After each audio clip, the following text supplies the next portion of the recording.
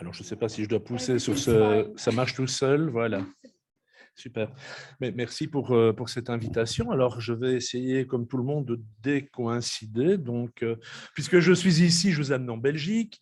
Comme je ne suis pas philosophe, il y aura des philosophes. Je prie les philosophes d'excuser les mauvais traitements qu'ils subiraient pendant cette présentation. Comme c'est à 2 voix, j'en ai rajouté 3 de plus, puisque j'ai 2 collègues qui m'ont bien inspiré, mais je suis responsable de toutes les bêtises que je dirais par ailleurs.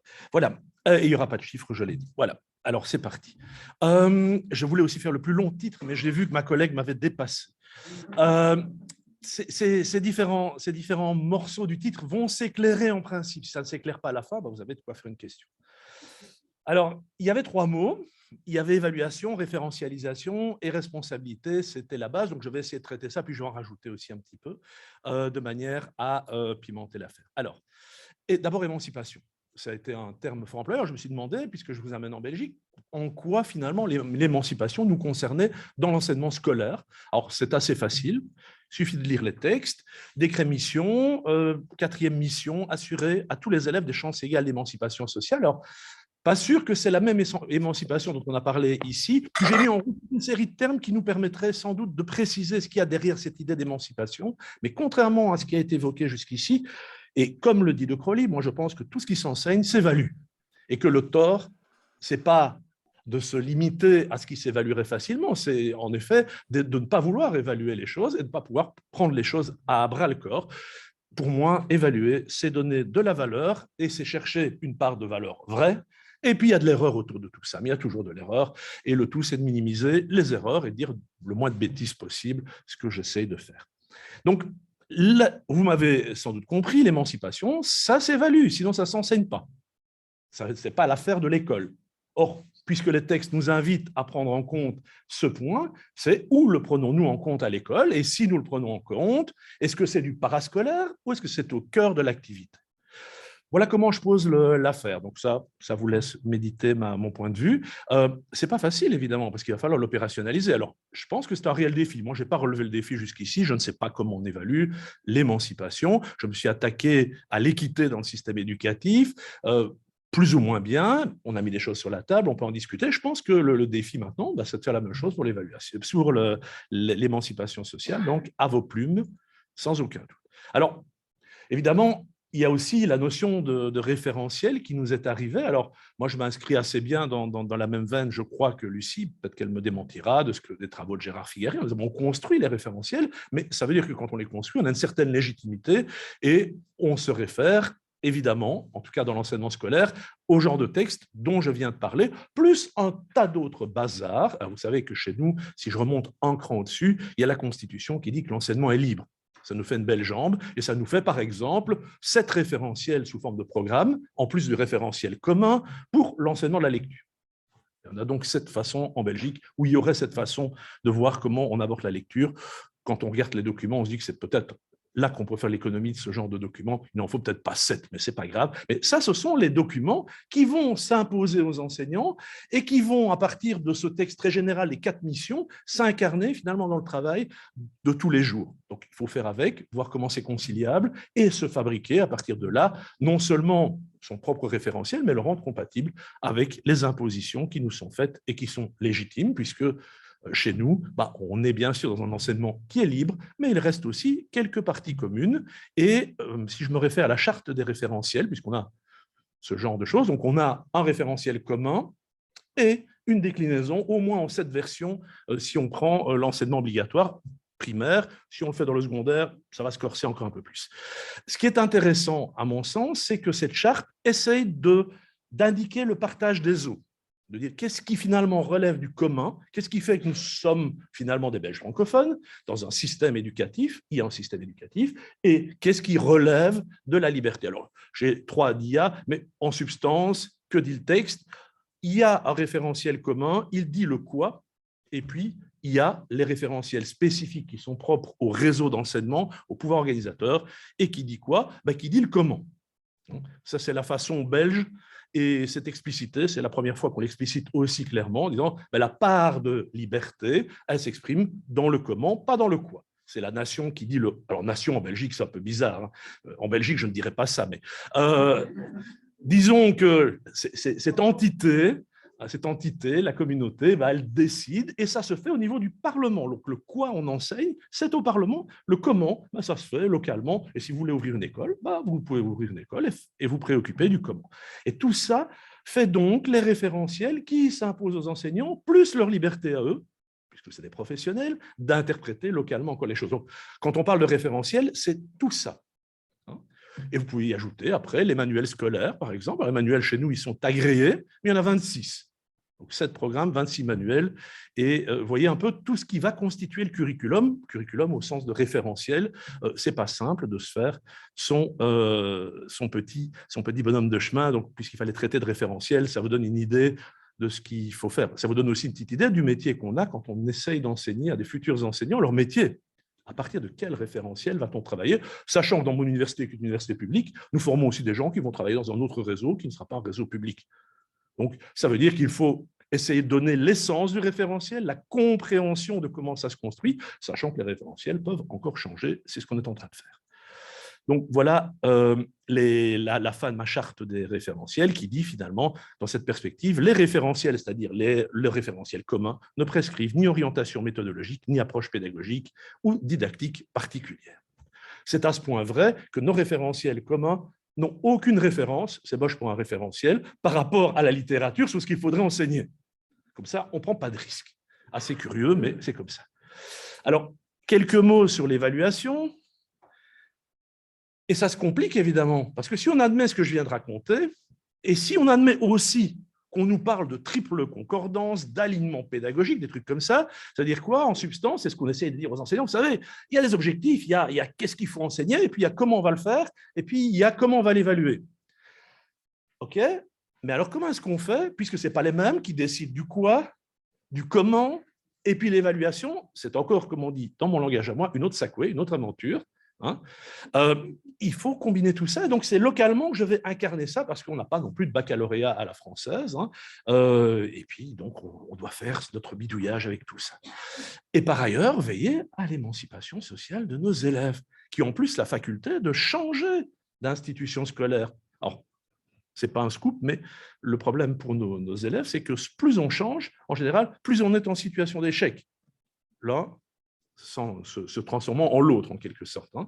Les élèves qui réussissent bien, ils sont généralement, malgré toute la liberté qu'on leur accorde, les moins mobiles du système. C'est ceux qui vont finalement être réorientés, changer en disant cette école-là, avec la madame, ça ne va pas très bien, on va changer d'école, etc. Et donc, finalement, cette liberté, est-ce que c'est vraiment la même chose que l'idée d'émancipation sociale? Est-ce que bouger, c'est choisir?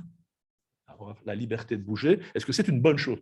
En Belgique, les faits montrent que plus on bouge, moins c'est bien pour vous. Alors, on doit aussi certainement regarder plusieurs niveaux quand on parle d'évaluation. Et malheureusement, souvent, je pense, le débat se stérilise très vite quand on confond les choses.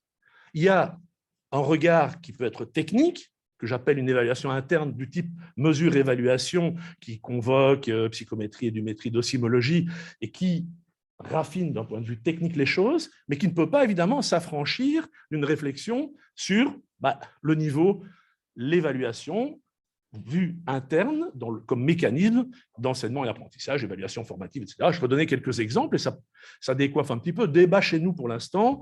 Est-ce que les QCM à question pénalisée pour choix au hasard, c'est bien ou c'est pas bien? Est-ce que ça permet aux filles de se réaliser ou est-ce que c'est un truc de garçon? Eh bien, ça, c'est un débat qui remue les universités. Est-ce qu'on peut faire des questions à choix avec des points négatifs? Réponse de certaines universités, on ne va pas faire comme ça, on fait autre chose. Ça revient pile poil au même, simplement on dit qu'il faut réussir 12 questions sur 20 au lieu d'en réussir 10. C'est une autre façon de tenir compte des pénalités. Mais ce type de débat télescope des problèmes techniques et des problèmes liés à l'émancipation. On oublie par parenthèse de dire que les garçons, malheureusement pour eux, s'engagent moins dans les questions longues à réponse construite que les filles. Est-ce qu'on va donc supprimer à l'université les questions ouvertes à réponse construite? Ce n'est pas encore la question. Mais je suppose que l'année prochaine, ça viendra sur le tapis et qu'on se reposera cette question plutôt que de se demander pourquoi bon sang il en est comme ça et est-ce qu'on ne devrait pas apprendre à lutter contre le type de questions plutôt que de s'inventer finalement des choses qui sont certes de vraies questions, c'est des faits, mais qui ne sont pas à l'origine du problème. C'est plutôt le résultat du problème que le vrai problème. Et puis, évidemment, il y a aussi tout ce qui concerne, de façon beaucoup plus externe, l'évaluation du système. Si l'école conduit à l'émancipation sociale, ça devrait pouvoir se voir. Sinon, ça veut dire que nous abdiquons complètement tout contrôle sur les missions que nous donnons à l'école et qu'on s'en fout, en gros. On fait un chèque en blanc. Hein. Donc, ce n'est pas tout à fait mon point de vue sur la question, comme vous l'avez vu. Alors, responsabilité, bon morceau que j'emprunte à l'une de mes collègues, Marie Boquillon. Alors, je vous ai dit, un philosophe. Alors, l'idée, en grattant, on se dit, mais comment est-ce qu'on justifie cette idée de responsabilité? Heureusement, il y a des gens qui ont eu du temps pour écrire sur le sujet. Et c'est le cas de Jonas. Alors, il est dur à... Alors, même en français, c'est dur à avaler. Alors, il y a un bon petit traité qui vous simplifiera la vie. Je conseille celui-là. Et puis, j'ai vu que rapidement, Michel Fabre allait sortir quelque chose sur Jonas. On n'a pas encore réussi à se procurer le document, mais ça va sortir. Et donc, finalement, si on essaie de résumer la pensée d'un philosophe très vite, finalement, l'être humain est libre, hein, c'est-à-dire capable de choisir de façon consciente et délibérée entre plusieurs actions. Un être humain ne peut pas se sentir moralement responsable des conséquences de ses actes, ou plutôt il ne peut se sentir que si elles ont un effet sur un autre être possédant une valeur pour lui, donc ce dont on s'en fout, ça n'a pas beaucoup d'importance. La responsabilité découle de la vulnérabilité de l'être en question que nos actions peuvent affecter, et cette responsabilité n'existe que si l'être vulnérable se trouve dans une sphère d'action de l'agent, donc s'il est à ma merci, en quelque sorte. Hein. Là, pour les enseignants, ça marche aussi. Hein. La liberté pédagogique existe, les enseignants ont une certaine liberté, et à partir du moment où ils ont une liberté, puisqu'ils vont faire des choix, ils deviennent responsables. Ils deviennent responsables, pourquoi? Parce qu'ils ont affaire à apprendre à des élèves, ou aider les élèves à apprendre, ou favoriser l'apprentissage. Vous pouvez tourner ça comme vous voulez, ils font quelque chose qui devrait permettre aux élèves d'apprendre.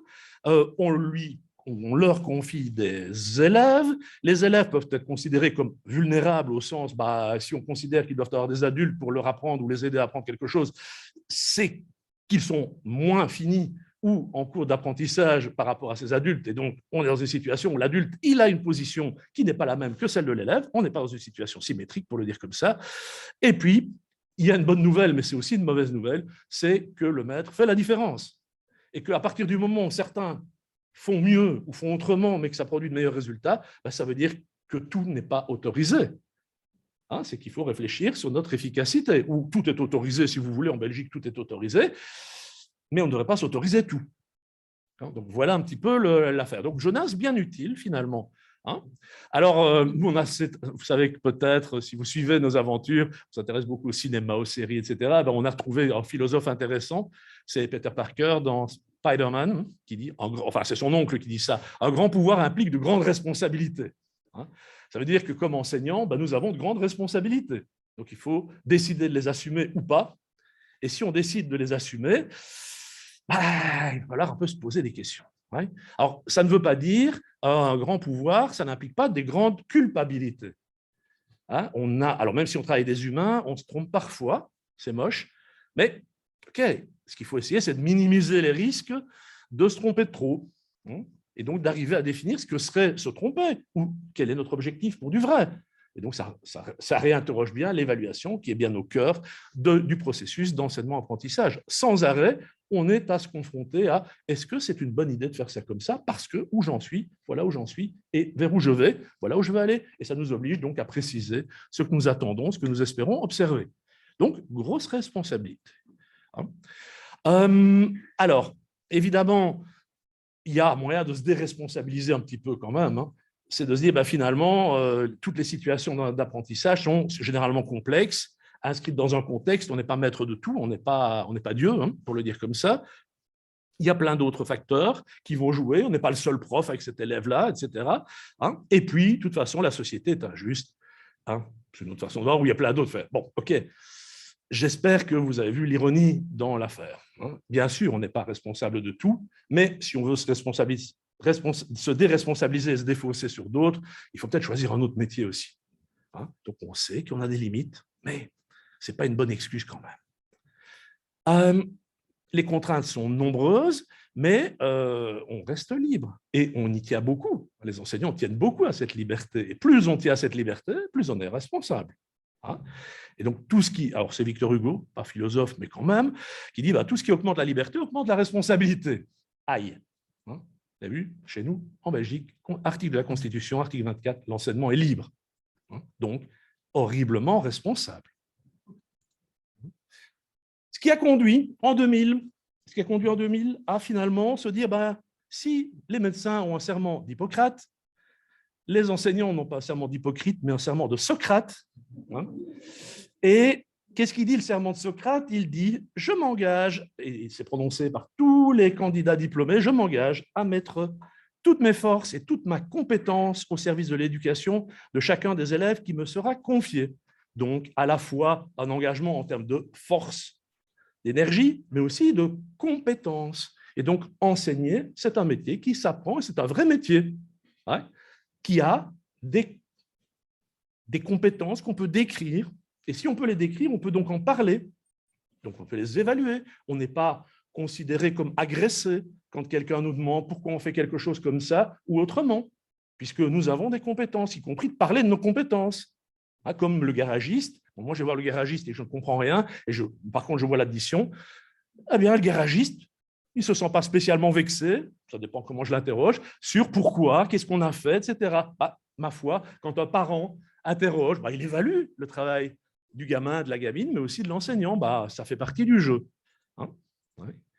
Et donc, l'idée de professionnalité est très importante. Alors, j'ai juste pris un extrait ici, qui doit être la postface du bouquin en français de Benjamin Bloom, très intéressant à lire, mais il dit finalement, arrivé à la fin du bouquin de Lancer, l'enseignant ne sera plus le même qu'au début. Il aura de nouveau perdu une partie de son innocence. Et donc, plus on apprend, plus on est en obligation d'utiliser ce qu'on a appris. Hein? Ce n'est pas parce qu'on lit que c'est quelque chose qui est intéressant, mais plus on se documente, et on est appelé à se documenter de plus en plus, plus on doit évidemment tenir compte de ce qu'on a pu lire pour essayer de faire avancer le boulot. Et je pense que j'arrive à la fin, ça me permet de laisser un peu de temps, et puis d'avoir un deuxième philosophe, mais qui n'est pas mort, dont j'ai encore du mal avec le livre. Hein, mais je vais le relire.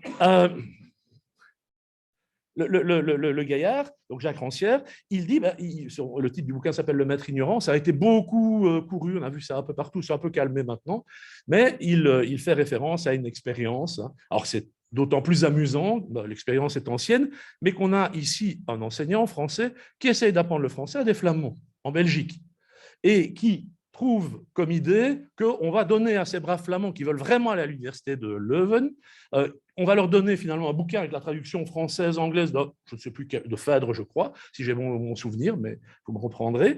Et finalement, ils disent, voilà, ils apprennent le français et finissent par apprendre le français. Hein, et je dirais finalement, plus on est ignorant de ce qu'on va enseigner, le gars ne connaît pas le flamand, il n'est pas didacticien du français pour les néerlandophones, etc. Et puis finalement, on s'en sort finalement bien. Et c'est comme ça, et c'est là qui est un peu l'ennui, à mon avis, par rapport à notre sujet, c'est pour garantir l'émancipation, finalement, un maître ignorant est une bonne garantie de l'émancipation. Et c'est là qu'évidemment, Jacques Rancière, s'il est en ligne, peut corriger ce que je suis en train de dire. Et si j'ai dit des choses idiotes par rapport à ce qu'il a dit, je m'en excuse, évidemment. Mais je pense que le sens de cette histoire... Oh, je dis des bêtises. Ah non, je crois que tu... non, je ne pense pas à ça. Je ne pense pas du tout. Je pense que plus le maître est équipé, plus il pourra évidemment favoriser l'émancipation. Il y a évidemment le risque qu'en ayant de grands savoirs, on les utilise pour écrabouiller les étudiants qui sont face à nous, plutôt, donc en faisant montre d'intelligence, de spiritualité, en tenant le crachoir dans un auditoire, etc.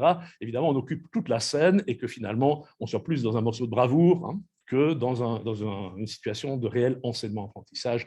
Mais voilà les limites que j'avais par rapport et les préventions que j'avais par rapport à ce maître ignorant auquel je ne crois pas. Je vous remercie.